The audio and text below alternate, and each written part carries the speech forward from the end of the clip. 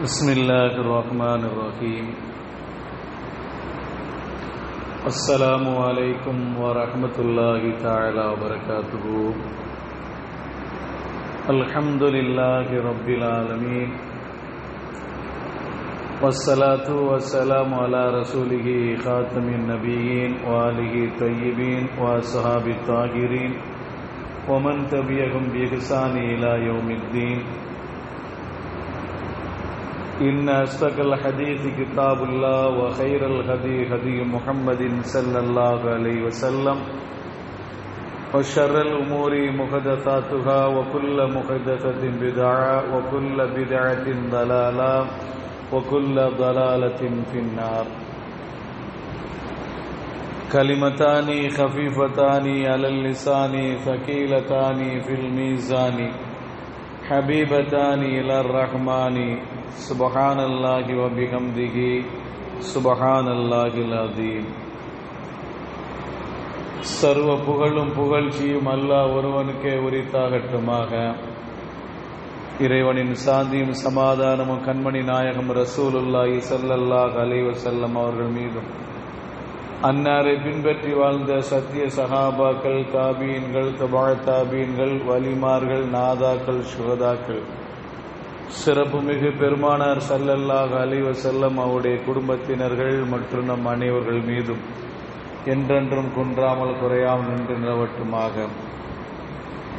உயிருக்கும் உயிரான உயிரினும் மேலான ஹஸரத்து முத்து முஹம்மது ஸல்லல்லாஹு அலைஹி வஸல்லம் அவர்களை கனவிலும் நனவிலும் தரிசிக்கக்கூடிய பாக்கியத்தினையும், மறுமையில் அவருடைய ஷஃபாத்தை பெறக்கூடிய அரும்பெரு நசீபையும் வாய்ப்பினையும் வல்ல ரஹ்மான் நம் அனைவருக்கும் தந்தல் புரிவானாக. ஆமீன் ஆமீன் யா ரப்பல் ஆலமீன் வல்ஹம்துலில்லாஹி ரப்பில் ஆலமீன். قال الله سبحانه وتعالى في القرآن العظيم أعوذ بالله من الشيطان الرجيم بسم الله الرحمن الرحيم إن عدة الشهور عند الله 12 شهرا في كتاب الله يوم خلق السماوات والأرض منها 4 حرم. சதகல்லாஹுல் அலியுல் அஸீம். கண்ணியத்திற்குரிய அல்லாஹ் நல்லடியார்களே, அல்லாஹ்வுடைய மகத்தான கிருபையினால் புத்தாண்டினுடைய 8வது நாளிலே நாம் எல்லாம் அமர்ந்திருக்கிறோம். அல்லாஹ் ரப்புல் ஆலமீன் திருமறையிலே சொல்லித் தருகிறான், இன்ன இத்தத்த ஷுஹூரி இந்தல்லாஹ் 12 ஷஹ்ரன் ஃபீ கிதாபில்லாஹ். அல்லாஹ்விடத்திலே, அல்லாஹ்வுடைய பதிவு புத்தகத்திலே வானம் பூமிகள் படைக்கப்பட்ட நாளிலிருந்து வருடத்தின் மாதங்களின் எண்ணிக்கை 12ஆக இருக்கும். மின்ஹா 4 ஹுரும். அந்த 12 மாதங்களில் 4 மாதங்கள் கண்ணியமான மாதங்கள் என்று அல்லாஹ் ரப்புல் ஆலமீன் திருமறையிலே சொல்லித் தருகிறான். கண்ணியத்திற்குரிய மாதங்கள் மொத்தம் 4. இந்த 4 மாதங்கள் எது என்னென்ன மாதங்கள் கண்ணியமான மாதங்கள் என்பது ஹதீஸ்களிலிருந்தும் தப்சீர்களிலிருந்து நமக்கு விளங்குகிறது. 4 மாதங்கள் கண்ணியம் என்று சொன்னார்கள். அந்த 4 மாதம் என்ன? துல்காய்தா, துல்ஹஜ், முஹர்ரம், இன்னொன்று ரஜப். துல்காய்தா, துல்ஹஜ், முஹர்ரம், ரஜப். துல்காய்தா துல்ஹஜ்ஜில் ஹஜ்ஜுடைய மாதம், முஹர்ரம் அது வருடத்தினுடைய முதல் மாதம், இதில் அடுத்து ரஜபுடைய மாதம் கண்ணியமான மாதம். இந்த 4 மாதங்கள் கண்ணியத்திற்குரிய மாதம் என்று கண்மணி முத்து முஹம்மது ஸல்லல்லாஹு அலைஹி வஸல்லம் அவர்கள் நமக்கு சொல்லி தந்திருக்கிறார்கள். இந்த 4 மாதங்கள்ல யுத்தம் செய்யக்கூடாது, இந்த 4 மாதங்கள்ல யுத்தம் செய்யக்கூடாது என்று விதிக்கப்பட்டிருந்தது. ஆரம்பத்திலிருந்து ரசூலுல்லாஹி ஸல்லல்லாஹு அலைஹி வஸல்லம் அவர்கள் நபித்துவத்தை அடைவதற்கு முன்பிலிருந்து அந்த அரபிகள் கடைபிடிக்கக்கூடிய ஒரு பழக்கம் என்னன்னா, இது 4 மாதம் கண்ணியமான மாதம், இந்த 4 மாதத்தில் யுத்தம் செய்யக்கூடாது என்றெல்லாம் அவர்கள் நடைமுறை உண்டு.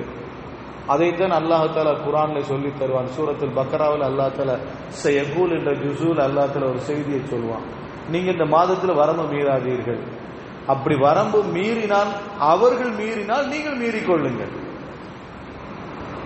இந்த மாதத்தில் சண்டை விடக்கூடாது, ஆனா அவர்கள் சண்டையிட்டால் நீங்கள் சண்டையிட்டுக் கொள்ளுங்கள், தப்பு இல்லை என்று அல்லாஹ் தஆலா சொல்லி தருவார். இந்த 4 மாதம் கண்ணியமான மாதம்.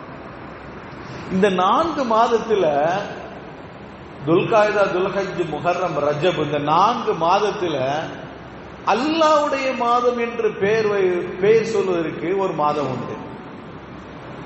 இந்த 4 மாதத்துல அல்லாஹ்வுடைய மாதம் என்று சொன்னா அது ஒரே ஒரு மாதம், ஷஹ்ருல்லா முஹர்ரம். அல்லாஹ்வுடைய மாதம் என்று சொன்னா முஹர்ரம்.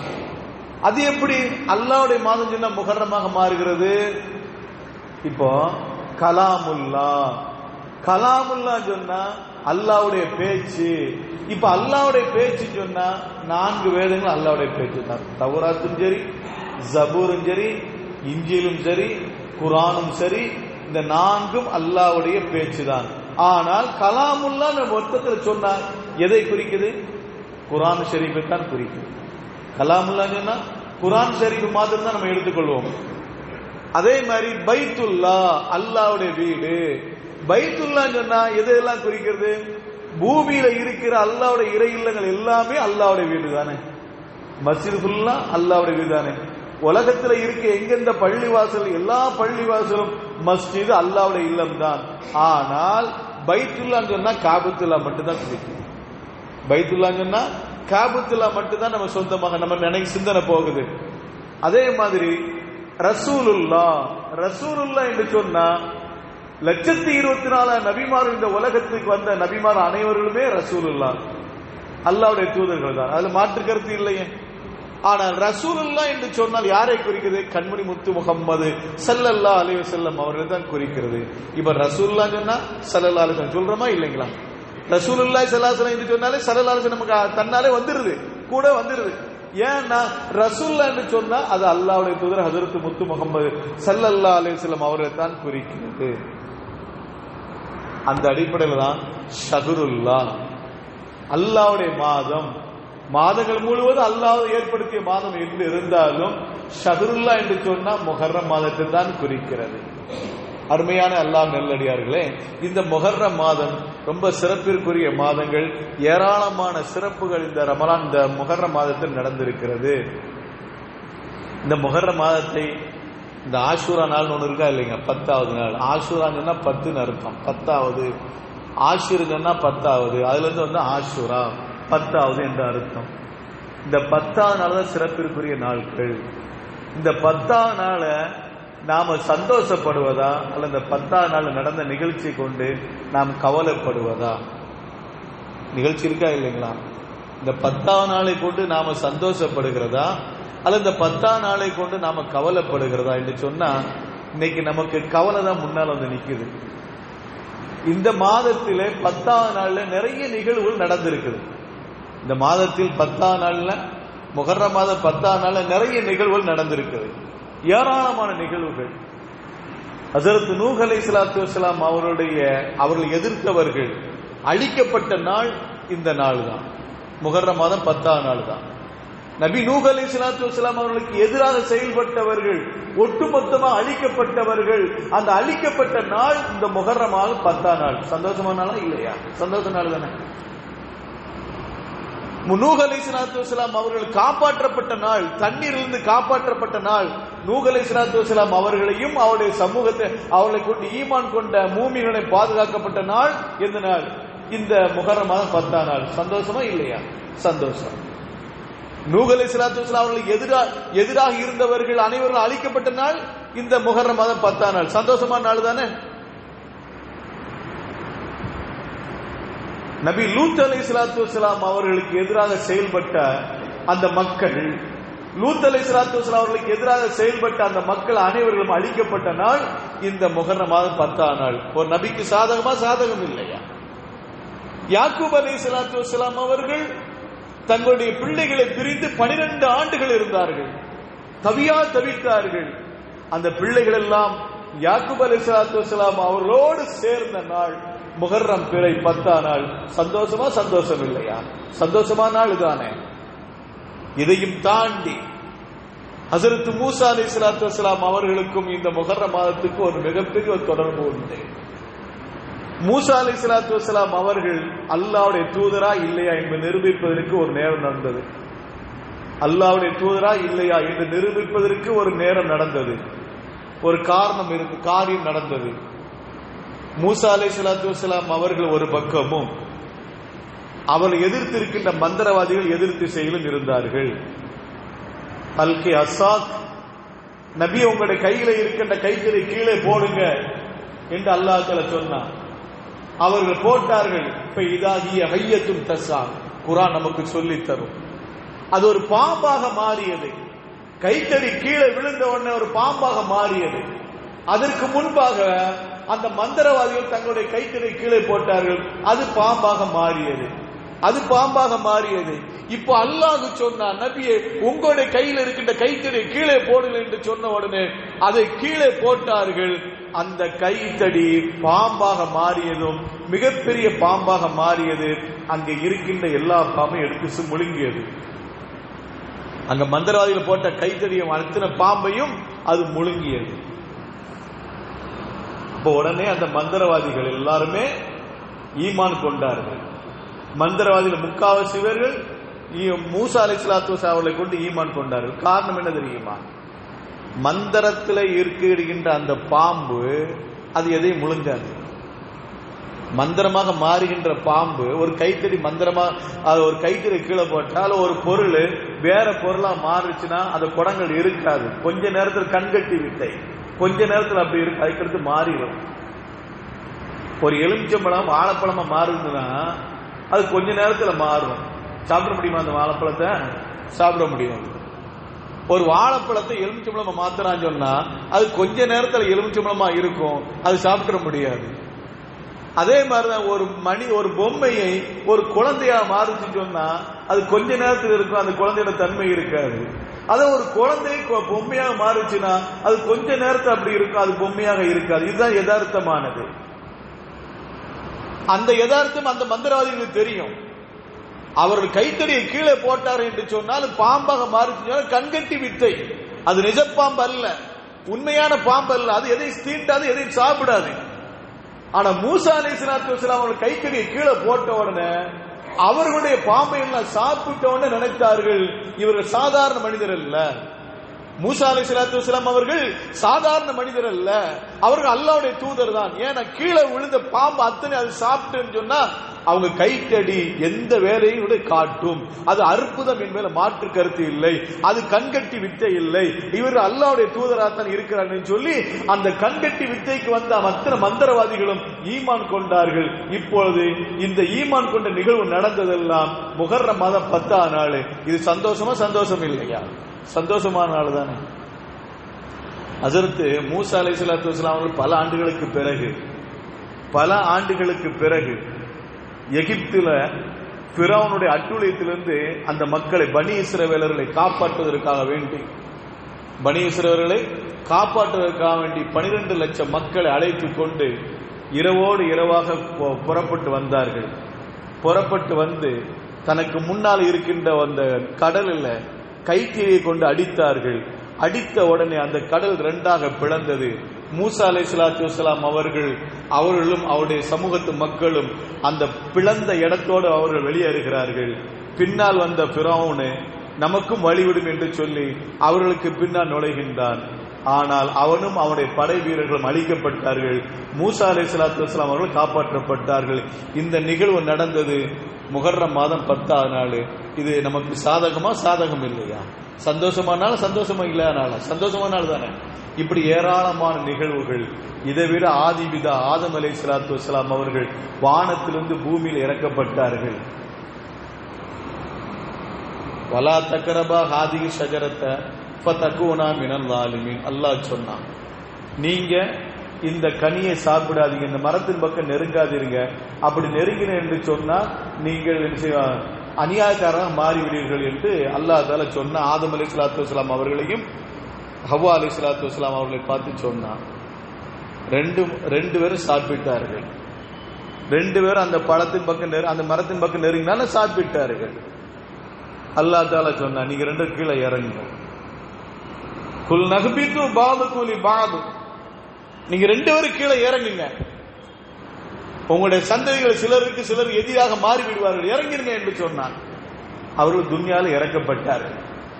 ஆதம் அலைஹிஸ்ஸலாத்து வஸலாம் அவர்களும் ஹவ்வா அலைஹிஸ்ஸலாத்து வஸலாம் அவர்கள் துன்யாவில் இறக்கப்பட்டார்கள். ஆதம் அலைஹிஸ்ஸலாத்து வஸ்ஸலாம் அவர்கள் இந்தியாவிலும், ஹவ்வா அலைஹிஸ்ஸலாத்து வஸ்ஸலாம் அவர்கள் ஜெத்தாவிலும் இறக்கப்பட்டார். நம்ம ஏற்கனவே சொல்லலாம். அதனாலதான் அதுக்கு பேர் ஜித்தான் பேரு. ஜித்தான பாட்டி. நம்ம பாட்டி எங்க இறங்கினாங்க? ஹவ்வா அலைஹிஸ்ஸலாம் எங்க இறங்கினாங்க? ஜித்தால இறங்கினால அந்த இடத்துக்கு ஜித்தா பாட்டின்னு பேரு. இப்ப 2 பேரும் தனித்தனியா இறக்கி விட்டார். இந்த 2 பேரும் 300 வருடங்கள் அழுதார்கள், தௌபா செய்தார்கள். ஹஜ்ரத் ஆதம் அலைஹிஸ்ஸலாத்து வஸ்ஸலாம் அவர்களும் ஹவ்வா அலைஹிஸ்ஸலாத்து வஸ்ஸலாம் அவர்களும் செஞ்ச பாவத்துக்காக வேண்டி 300 வருடங்கள் அழுது அழுது கேட்டார்கள். ரப்பனா இன்னனா ஸலம்னா அன்ஃபுஸனா வ இல்லம் தக்ஃபிர் லனா லனகூனன்ன மினல் காஸிரீன் என்று அல்லாஹ் தஆலா சூரத்துல் ஆராஃபில் சொல்லுவான். அந்த துஆவை கேட்டுக்கொண்டே அழுது கொண்டே இருந்தார்கள் 300 வருஷம். 300 வருஷத்துக்கு பிறகு 2 பேரும் சந்தித்தார்கள். அரஃபா நாளில் சந்தித்தார்கள். அதனால தான் அதற்கு அறிமுகமாகுது என்று பேரும் கூட அன்றைய தினம் ஜும்மாவுடைய பயான் நம்ம சொன்னோம். 2 பேரும் ஒருவர் சந்தித்தார்கள். 300 வருஷத்துக்கு பிறகு சந்தித்தார்கள். சந்தித்ததனால் அந்த இடத்துக்கு பேர் அரஃபா, சந்தித்தல் என்று அர்த்தம். அந்த அரஃபால சந்தித்தார்கள்.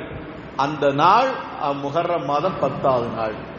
இப்ப 2 பேரும் துன்யாவில் இறக்கப்பட்டு 300 வருடம் சிக்கி திணறி அவர்கள் அழுது அல்லாஹ்விடம் தௌபா செஞ்சு 2 பேரும் ஒன்று சேர்ந்த நாள் முஹர்ரம் மாதம் 10ஆம் நாள். இது சந்தோஷமான சந்தோஷம் இல்லாதனால இப்படி நிறைய நிகழ்வுகள் முஹர்ரம் மாதத்தில் நடந்த நிகழ்வுகள், ஏராளமான நிகழ்வுகள் இருக்கிறது. இது நமக்கு ஒரு பக்கம் சந்தோஷம் கொடுத்தாலும் இன்னொரு பக்கம் உள்ளத்தில் இந்த நெருடலும் இருக்கிறது. இந்த நாள் நமக்கு சங்கடத்தை ஏற்படுத்தியது. அது இன்ஷா அல்லாஹ் பின்னால பார்ப்போம். இந்த முஹர்ரம் மாதம் 10ஆம் நாள் நமக்கு மிகப்பெரிய சந்தோஷத்தை கொடுத்தது, நமக்கு மிகப்பெரிய மகிழ்ச்சியை கொடுத்தது. இஸ்லாமிய வரலாற்றில் ஆதம் அலைஹிஸ்ஸலாத்து வஸ்ஸலாம் முதல் கொண்டு ஹஜ்ரத் ஈசா அலைஹிஸ்ஸலாத்து வஸ்ஸலாம் அவர்கள், கண்மணி முத்து முஹம்மது ஸல்லல்லாஹு அலைஹி வஸல்லம் அவர்கள் வரை இந்த முஹர்ரம் மாதம் 10ஆம் நாள்ல மிகப்பெரிய சந்தோஷமான நிகழ்ச்சியும் மகிழ்ச்சியும் நமக்கு கொடுத்து இருக்கிறது. எனவே இந்த முஹர்ரம் மாதத்துல 10வது நாள்ல நோன்பு வைக்க வேண்டும். 10, 11 அல்ல 9, 10 அது பின்னால் நம்ம சொல்லுவோம், வரிசையா சொல்லுவோம். இந்த நஃபிலான நோன்பு நோக்க வேண்டும். கண்மணி முத்து முஹம்மது ஸல்லல்லாஹு அலைஹி வஸல்லம் அவர்கள் ஹயாத்தோட இருக்கிற மக்காவில் இருக்கிற நினையும் இந்த நோன்பு அவர்கள் மாத்திரம் தான் நோற்றார்கள். ஒரு நாள் தான் நோற்றார்கள். மக்காவில் இருக்கிறவரை மதீனாவுக்கு போறதுக்கு முன்பு வரை, மக்காவில் இருக்கிற வரை ஒரே ஒரு நோன்பு நோற்றார்கள். எந்த நோன்பு? இந்த ஆஷுரா பிறை 10, முஹர்ரம் பிறை 10 அன்னைக்கு நோன்பு நோற்றார்கள். யாருக்கும் சொல்லல, அந்த நோன்பு நோக்கணும்னு ரசூலுல்லாஹ் சொல்லல.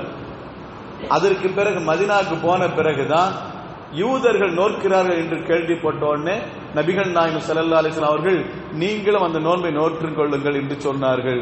ஆக பிற 10 அன்னைக்கு ஒரு நோன்பு மட்டும் ரசூலுல்லாஹ் சஹாபாக்கள் நோக்க சொன்னார்கள். அதற்கு பிறகு அந்த ஒரு நோன்பு ரமலான் நோன்பு கடமையாவுக்கு முன்பு வரை ஃபர்லாக இருந்துச்சு. அந்த முஹர்ரம் நோன்பு, ஆஷுராடைய நோன்பு, அந்த 10ஆம் நோன்பு வைக்கிறது மட்டும் ஃபர்லாக இருந்துச்சு. எப்போ ஃபர்லான நோன்பு ரமலான் மாதம் 30 நாள் ஃபர்லான நோன்பு என்று நிர்ணயிக்கப்பட்டதோ அப்போது அது நஃபிலான நோன்பாக மாறி போனது. அந்த பிறை 10 அன்னைக்கு வைக்கிறது ஒரு நோன்பு மட்டும் அது நஃபிலான நோன்பாக மாறி போனது. அதற்கு பிறகு ரசூலுல்லாஹ் மௌத்தாவருக்கு 1 வருடத்திற்கு முன்பாக கேட்டார்கள், நீங்க எதனால் இந்த நோன்பை நோக்கிறீர்கள் என்று யூதர்களை பார்த்து கேட்டார்கள். இந்த நாளில்தான் மூசா அலைஹிஸ்ஸலாத்து வஸ்ஸலாம் அவர்களும் எங்களுடைய மூதாதையர்கள் காப்பாற்றப்பட்டார்கள், அதனால் அதை கண்ணியப்படுத்தும் விதமாக நான் நோன்பு நோக்கிறோம் என்று சொன்ன உடனே நபிகள் நாயகம் ஸல்லல்லாஹு அலைஹி வஸல்லம் அவர்கள் சொன்னார்கள், இந்த நோன்பு நோற்பதற்கு தகுதி மிக்க நாங்கள் தான், அதனால் நாங்கள் நோன்பு நோற்போம் இந்த நாள் என்று சொல்லிவிட்டு, இருந்தாலும் யூதர்களுக்கு மாறு செய்ய வேண்டும் என்பதற்காக வேண்டித்தான் 9, 10வது அல்லது 10, 11வது நோன்பு நோற்றுக் கொள்ளுங்கள் கருத்து சொல்லி தந்தார்கள். என்ன சொன்னார்கள்? லைன் பகைத்து இலல் காபிலில் அசுமன்ன தாசியா. நபிகள் நாயகம் ஸல்லல்லாஹு அலைஹி வஸல்லம் சொன்னார்கள், நான் வரக்கூடிய வருஷம் ஹயாத்தோட இருப்பேன் என்று சொன்னால், வரக்கூடிய ஆண்டு நான் ஹயாத்தோட இருப்பேன் என்று சொன்னால் அசுமன்ன தாசிய 9ஐ நான் நோன்பு நோற்பேன் என்று சொன்னார்கள். ஆக 9ஐ 10 வைக்க வேண்டும் அல்ல 10, 11 வைக்க வேண்டும். அது யூதர்களுக்கு மாற்றம் புரிய வேண்டும் என்பதற்காக வேண்டித்தான் 9ஐ சேர்த்து வைக்கணும், இல்லைன்னா 11ஐ சேர்த்து வைக்க வேண்டும் என்று நமக்கு ஷரியத்து ஏற்படுத்தப்பட்டது. அருமையானவர்களே, இந்த இடத்தில் நாம ஒன்று விளங்கிக்கணும். பொதுவாக நஃபிலான நோன்பு குறித்து நிறைய செய்திகள் உண்டு. நஃபிலான நோன்பு நோற்பது சம்பந்தமாக நிறைய செய்திகள் ஹஸரத் முத்து முகமது ஸல்லல்லாஹு அலைஹி வஸல்லம் சொன்னார்கள். ஒரு சிறப்பு பற்றி பேசும்போது ஒரு குறிப்பு கிடைக்குது. அதாவது மறுமை நாளில் மஹ்ஷர் மைதானத்தில் மக்கள் எல்லாம் திண்டாடி கொண்டிருப்பார்கள். இன்னைக்கு நாம 9வது 10வது நோன்பு நோற்பதற்கு ரொம்ப சிரமப்படுறோம். பொதுவாக நஃபில் நோன்பு நோற்பதற்கு ரொம்ப சிரமம். அரபாடை நோன்பை நோற்பதை நம்ம பொடுபோக்கா விட்டுருந்தோம். அரபா நாள் நோன்பு நோற்பதை பொடுபோக்கா விட்டுருந்தோம். அதே நேரத்தில் ஷாபானுடைய 13, 14, 15 நோன்பையும் பொடுபோக்கா விட்டுருந்தோம். ஆஷுரானை நோன்பு நோற்பது, அதுக்கு முந்தி நோன்பையும் அது அடுத்த நோன்பை நோற்பதற்கு நம்ம பொடுபோக்கா வேண்டாம். எந்த அளவு கண்ணியம் தெரியுமா? ரமலான் நோன்பை பற்றி பேசப்படுதில்லை. இது சுன்னத்தான நோன்பை பற்றி பேசப்படுகிறது. பொதுவாக சுன்னத்தான நோன்பு நோற்பவர்கள், நஃபிலான நோன்பு நோற்பவர்கள் எந்த நிலையில இருக்கிறார்னு சொன்னால், மறுமை நாளில் அல்லாஹ் தஆலா மஹ்ஷர் மைதானத்தில் கேலி கணக்காண்டி நிற்பார்களா இல்லைங்களா? கேலி கணக்கு நிற்கிறது சாதாரண விஷயமா? அவர்கள் வெயிலில் நிற்பார்கள். நம்ம ஏற்கனவே சொல்லிட்டு இருந்தோம், இதே ஜும்மா மேடையில் நம்ம சொல்லி இருக்கிறோம், யா அல்லாஹ் எங்களை நரகத்தில் வேண்டுமானா தூக்கி போட்டு இந்த மஹ்ஷர் மைதானத்தில் நிக்க விட்டுறாத. அவ்வளவு வெயில் சொல்லுவாங்க மக்கள். நரகத்தில் வேண்டுமானால் எங்களை உள்ள தள்ளிரு, அந்த கொடுமையை கூட நாங்கள் சகித்துக் கொள்கிறோம். இந்த மஹ்ஷர் மைதானத்தில் நிற்கிற இந்த கொடுமை எங்களால் தாங்க முடியலை என்று சொல்வார்கள். அப்ப கேலி கணக்குக்காண்டி மக்கள் அனைவரும் மஹ்ஷர் மைதானத்தில் அணிவகுத்து நிற்பார்கள். எல்லாருமே அந்த கேலியை சந்திச்சு தான் போகணும். நம்ம பல தடவை சொல்லப்பட்ட ஹதீஸ் தான், லா யஸாலு கதம அபுதின் ஹத்தா யுஸ்அல் அன் அர்பஈன். ஆதமுடைய மகன் எல்லாருமே மறுமை நாள்ல அந்த மஹ்ஷர் மைதானத்தில் கேள்வி காண்டு நிற்பார்கள். அந்த கேள்வி கேட்டு பதில் சொல்லாத வரை 4 கேள்விகள் அந்த ஆதமுடைய மகனிடத்தில் 4 கேள்விகள் கேட்டு அந்த 4 கேள்விக்கு அவன் பதில் சொல்லாத வரை அவனுடைய கால் முன்னும் போகாது பின்னும் போகாது, அப்படியே நிற்பான் என்று கண்மணி முத்து முகம்மது ஸல்லல்லாஹு அலைஹி வஸல்லம் அவர்கள் சொல்லி தந்திருக்கிறார்கள். அப்ப அந்த கேள்வி எல்லாம் சந்திச்சுட்டாகணும். அந்த 4 கேள்வி அப்புறம் பாப்போம் இன்ஷா அல்லாஹ். அந்த கேள்விக்கு பதில் சொல்லாத வரை யாரும் முன்னும் போக முடியாது, பின்னும் போக முடியாது, ஒளிஞ்சு கொள்ள முடியாது. அல்லாஹ் கேள்வி கேட்பான், அதுக்கு பதில் சொல்லித்தான் ஆக வேண்டும். அப்போ அந்த மஹ்ஷர் மைதானத்தில் மனிதர்கள் எல்லாம் அந்த கேள்வி கணக்குக்காக வேண்டி நிக்க நேரத்தில் அரிசிக்கு கீழே அல்லாஹ் தஆலா அரிசிக்கு கீழே சில மனிதர்களுக்கு விருந்து ஏற்பாடு செய்வானா. அரிசிக்கு கீழே அல்லாஹ் சில மனிதர்களுக்கு விருந்துக்கு ஏற்பாடு செய்வார். அப்ப மனிதர்கள்லாம் கேட்பார்கள், எங்களை இந்த அளவுக்கு சிக்கும், நாங்கள் என்ன நடக்கும் ஏது நடக்கும் என்று நாங்கள் திண்டாடி கொண்டிருக்கிறோம் ரப்பே. ஆனால் அரிசிக்கு கீழே சிலர்களுக்கு விருந்துக்கு ஏற்பாடு செய்திருக்கிறார். அவர்கள் யார்? அவர்களை பற்றி சொல்லப்படும். இவர்கள் யார் தெரியுமா? துன்யாவில் வாழுகிற பொழுது நஃபிலான நோன்புகள், சுன்னத்தான் நோன்பு நோற்றுக் கொண்டார்கள். அவர்கள் உண்ணாமல் உறங்காமல் இருந்தார்கள், நீங்கள் உண்டு கொண்டு இருந்தீர்கள். அவர்கள் பருகாமல் இருந்தார்கள், நீங்கள் குடித்துக் கொண்டு இருந்தீர்கள். அதனால் உங்களுக்கு இங்க தடுக்கப்பட்டிருக்கு, அவர்களுக்கு இன்னைக்கு விளக்கப்பட்டு இருக்கிறது என்று அல்லாஹ் தஆலா சொல்வானாம்.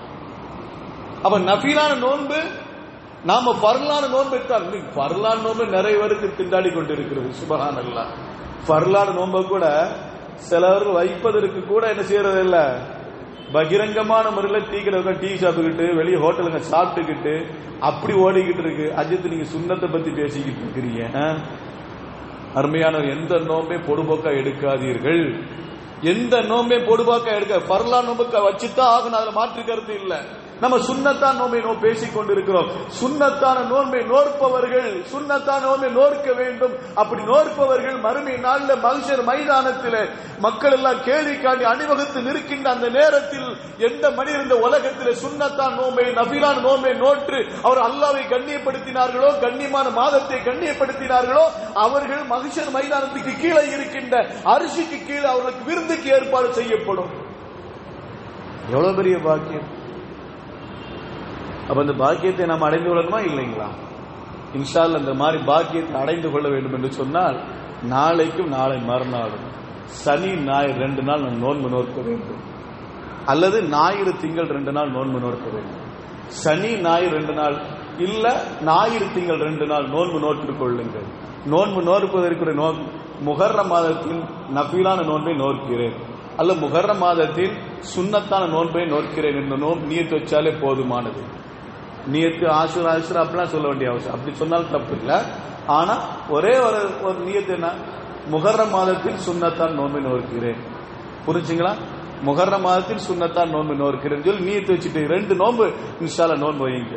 இந்த 2 நோன்பு வைக்கிறனால எவ்வளவு பெரிய பாக்கியம் அல்லாஹ் தஆலா கொடுக்கிறான்னு சொன்னா, அவருக்கும் நரகத்துக்கு மத்தியில ஒரு தொலைதூரம் இருக்கிறது. அவருக்கும் நரகத்துக்கு மத்தியில தொலைதூரம். எந்த நோன்பு? சுன்னத்தான நோன்பு, நஃபிலான நோன்பு வைக்கிறது மூலமாக அவருக்கும் இவருக்கு மத்தியில, நரகத்துக்கு மத்தியில தொலைதூரம் இருக்கிறது. எந்த அளவுக்கு என்று சொன்னா, ஒரு காகம் பிறந்து, ஒரு காகம் குஞ்சா பொரிக்கப்பட்டு அது குஞ்சாக பிறந்ததிலிருந்து அது மௌத்தாகிற வரை எவ்வளவு தூரம் பயணிக்குமோ அவ்வளவு தூரம் இவருக்கும் நரகத்துக்கு மத்தியில தொலைதூரம் என்று கண்மணி முத்து முகமது ஸல்லல்லாஹு அலைஹி வஸல்லம் அவர் சொல்லி தந்திருக்கிறார் என்று சொன்னால், அருமையான அல்லாஹ் நல்லடியார்களே, இந்த மாதிரி நோன்புகளை நாம் நோக்க வேண்டும். இப்போ விஷயத்துக்கு வருவோம். இந்த பிறை 10 முஹர்ரம் பிறை 10 ஆஷுரா நாள் நிறைய சந்தோஷத்தை நமக்கு தந்திருக்கிறது, நிறைய சந்தோஷத்தை நமக்கு வழங்கி இருக்கிறது என்றிருந்தாலும் ஓரத்தில் நமக்கு ஒரு கவலையும் இருக்கிறது. இந்த ஆஷுரா நாள் அது என்ன கவலை என்ன தெரியுமா? கண்மணி முத்து முகமது ஸல்லல்லாஹு அலைஹி வஸல்லம் அவருடைய பேர குழந்தை ஹுசைன் ரலியல்லாஹு தஆலா அன்ஹு அவர்கள் இந்த நாள்ல தான் கொலை செய்யப்பட்டார்கள். ஹிஜ்ரி 51 அவர்கள் கொலை செய்யப்பட்டார்கள். எதற்காக வேண்டி? கொடுங்கோல மன்னன் யசீதை எதிர்த்து, கொடுங்கோல மன்னன் யசீதை எதிர்த்து அவர்கள் போருக்காண்டி புறப்பட்டார்கள். மக்கள் எல்லாம் கிளர்ச்சி எழுந்தார்கள். யசீது தனக்குத்தானே பதவி பிரமாணம் செய்து கொண்டார். அவர் ஒரு சஹாபியோட மகன் தான். முஆவியா ரலியல்லாஹு தஆலா அன்ஹு அவருடைய மகன் தான் யசீது. ஆனால் யசீதுடைய வாழ்க்கை நியாயமான வாழ்க்கையாக இல்லை. யசீதுடைய வாழ்க்கை வரலாறு முழுவதும் நியாயமான வாழ்க்கை அல்ல. பொதுவான வாழ்க்கையாலும் சரி, அவருடைய தனிப்பட்ட வாழ்க்கையும் சரி, மோசமான வாழ்க்கையாக இருந்தது. அந்த வாழ்க்கை அந்த அவர் ஆட்சியாளரை எதிர்த்து போரிடுவதற்காக வேண்டி மதீனாவில் நிறைய மனிதர்கள், நிறைய சஹாபிகள் ஒன்று கூடினார்கள். கடைசியில அவனுடைய மோசமான நடவடிக்கையினால நிறைய சஹாபிகள் விலகி கொண்டார்கள். ஆனால் ஹஜ்ரத் முத்து முகமது ஸல்லல்லாஹு அலைஹி வஸல்லம் அவருடைய பேர குழந்தை ஹுசைன் ரலியல்லாஹு தஆலா அன்ஹு அவர்கள் எடுத்த காரியத்தை பின்வாங்காமல் அவனை எதிர்த்து போரிட்டு தான் ஆகுவேன் என்று சொல்லி அவர்கள் கிளம்பினார்கள். ஏனென்று சொன்னால், ரசூலுல்லாஹி ஸல்லல்லாஹு அலைஹி வஸல்லம் அவர்கள் கவச உடையை அணிந்து கொண்டால் அதுல அந்த யுத்தத்தில் வெற்றி தோல்வி கிடைக்காத வரை அந்த கவச உடையை கழட்ட மாட்டார்கள். சஹாபாக்களுக்கு மத்தியில் ஒரு ரசூலுல்லாஹ் ஒரு கேள்வி கேட்டாங்க, நம்ம மதீனாவில் யுத்தம் செய்யலாமா, மதீனாவுக்கு வெளியே போய் யுத்தம் செய்யலாமா? கண்மணி முத்து முகமது ஸல்லல்லாஹு அலைஹி அவருடைய எண்ணம் மதீனாவில் இருந்து யுத்தம் செய்ய வேண்டும்.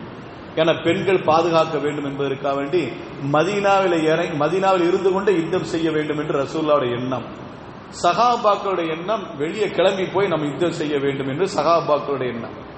அப்ப எல்லா சஹாபாக்களுடைய எண்ணத்தின் அடிப்படையில் ரசூலுல்லாஹி ஸல்லல்லாஹு அலைஹி வஸல்லம் அவர்கள் அப்படியே வீட்டுக்குள்ள போனாங்க, கவசோட அணிந்து கொண்டு வெளியே வந்தார்கள். சஹாபிகள் கேட்டார்கள், யா ரசூலல்லாஹ், உங்களை நாங்கள் நிர்பந்தித்து விட்டோமோ, உங்களை நாங்கள் மதீனா விட்டு கிளப்புவதற்காக நிர்பந்தித்து விட்டோமோ? அப்படி என்று சொன்னா உங்களுடைய யோசனை அடிப்படையில் நம்ம மதீனாவில் யுத்தம் செய்யலாம் யா ரசூலல்லாஹ், மக்கா மதீனா விட்டு வெளியே செல்ல வேண்டாம் என்று சொன்ன நேரத்தில் சஹாபாக்களை பார்த்து கண்மணி முத்து முகம்மது ஸல்லல்லாஹு அலைஹி வஸல்லம் அவர் சொன்ன வார்த்தை, எந்த நபியும் உருக்கு சட்டை மாட்டிவிட்டால், எந்த நபியும் உருக்கு சட்டை மாட்டிவிட்டால் அந்த யுத்தத்தில் வெற்றியோ தோல்வியோ கிடைக்காத வரை அந்த நபிமார்கள் அந்த உருக்கு சட்டை கழட்ட மாட்டார்கள். நானும் அப்படித்தான் இந்த உருக்கு சட்டை கழட்ட மாட்டேன் என்று சொல்லி சஹாபாக்களோடு வெளியே கிளம்பி சென்றார்கள். அவருடைய பேர குழந்தை தானே ஹுசைன் ரலியல்லாஹு தஆலா அன்ஹு அவர்கள் உருக்கு சட்டை எடுத்து மாட்டிக்கொண்டார்கள். எத்தனை பிரச்சனை வந்தாலும் சரி அந்த உருக்கு சட்டை நான் கழட்ட மாட்டேன். ஏனென்று சொன்னால் அவர்கள் ரசூலை போன்றவர்கள். ரசூலுல்லாஹி ஸல்லல்லாஹு அலைஹி சொன்னார்கள், ஹுசைன் மின்னி அன மின்ஹு, ஹுசைன் மின்னி அன மின்ஹு, ஹுசைன் என்னை போன்றவர், நான் அவரை போன்றவர், ஹுசைன் என்னை போன்றவர், நான் அவரை போன்றவர் என்று கண்மணி முத்து முகமது ஸல்லல்லாஹு அலைஹி வஸல்லம் அவர்கள் அடிக்கடி சொல்லி தந்திருக்கிறார்கள். ரசூலை போன்றவர்கள் ஹுசைன் ரலியல்லாஹு தஆலா அன்ஹு அவர்கள். அவன் நடைமுறையும் அப்படித்தானே இருக்கும். உருக்கு சட்டை கழட்டவில்லை. எந்த அளவுக்கு என்று சொன்னார், ஹஜ்ரத் இப்னு அப்பாஸ் இப்னு உமர் ரலியல்லாஹு சொன்னார்கள், நீங்கள் செல்லாதீர்கள், நீங்கள் செல்லாதீர்கள், நீங்கள் சென்றீர்கள் என்று சொன்னால் உங்களை கொலை செய்து விடுவார்கள், மாபாதர்கள் ஆட்சி செய்து கொண்டிருக்கிறார்கள், அதனால் நீங்கள் செல்லாதீர்கள் என்று தடுத்தார்கள். இருந்தாலும் கேட்கவில்லை. இன்னும் சில சஹாபாக்கள் ஹுசைன் ரலியல்லாஹு தஆலா அன்ஹு அவர்களுடைய அந்த ஒட்டகத்துக்கு முன்னால தரையில படுத்துக்கொண்டு சொன்னார்கள், நீங்கள் செல்வதை நாங்கள் ஏற்றுக்கொள்ள முடியாது, நீங்கள் செல்வதை நாங்கள் ஏற்றுக்கொள்ள முடியாது. கர்பலாவில் இருந்து இரத்த வாடை வீசுகிறது. கர்பலாவிலிருந்து இப்பொழுது எங்களுக்கு இரத்த வாடை வீசுகிறது, அதனால் நீங்கள் செல்லாதீர்கள், உங்களை கொலை செய்து விடுவார்கள் என்று சொன்னார்கள். அத்தனை வரை தாண்டித்தான் குடியரசை நிலைநாட்ட வேண்டும் என்பதற்காக வேண்டி ஹஜ்ரத் ஹுசைன் ரலியல்லாஹு தஆலா அன்ஹு அவர்கள் 80 பேரோடு சென்றார்கள். 16 பேர் அதில் அகல பைத்து, இன்னும் சொல்லப்பட 61 பேர்கள் ரசூலுல்லாஹி ஸல்லல்லாஹு அலைஹி வஸல்லம் குடும்பத்தை சார்ந்தவர்கள். அகில் பைத் என்று சொல்லப்படக்கூடிய ரசூலுல்லாஹ்வுடைய குடும்பத்தார் என்று சொல்லப்படக்கூடிய அகில் பைத்தில் 61 பேரோடு சேர்ந்து மொத்தம் 80 பேரோடு சென்றார்கள். 16 ரசூலுல்லாஹ்வுடைய குடும்பத்தினர்கள் 16 பேர்கள் அதில் கொலை செய்யப்பட்டார்கள். அதில் முஹர்ரம் பிறை 10 ஹஜ்ரத் ஹுசைன் ரலியல்லாஹு தஆலா அன்ஹு அவர்களும் கொலை செய்யப்பட்டார்கள். கழுத்து வேற, தலை வேற, உடம்பு வேறாக இரண்டாக பிரிக்கப்பட்டது. அவருடைய உடம்பை, அவருடைய தலையை அங்க கர்பலாவில் அடக்கப்பட்டதும், அவருடைய உடம்பை மதீனாவில் அடக்கப்பட்டதும் ஒரு நிகழ்ச்சி உண்டு. இப்படி ஏராளமான நிகழ்ச்சியோட சுமந்து கொண்டதான் இந்த முஹர்ரம் பிறை 10. அந்த முஹர்ரம் பிறை 10 என்பதை நாம் சந்தோஷமா கழிக்க வேண்டுமா, கவலையோடு கழிக்க வேண்டுமா? கவலை ஒரு பக்கம் இருந்தாலும் ஏராளமான நபிமார்களுக்கும் ரசூலுக்கும் இந்த மாதத்திலே, இந்த பிறை 10 சந்தோஷமான நிகழ்வும் மகிழ்ச்சியான நிகழ்வும் நடந்த காரணத்தினால் இந்த முஹர்ரம் பிறை ஆஷூரா 10 சந்தோஷமாக கழிப்ப அல்லாஹ் தஆலா நமக்கு கிருபை செய்வானாக. வாஹிரு தஅவானா அனில் ஹம்துலில்லாஹி ரப்பில் ஆலமீன். அஸ்ஸலாமு அலைக்கும் வ ரஹ்மத்துல்லாஹி தஆலா வ பரகாத்துஹு.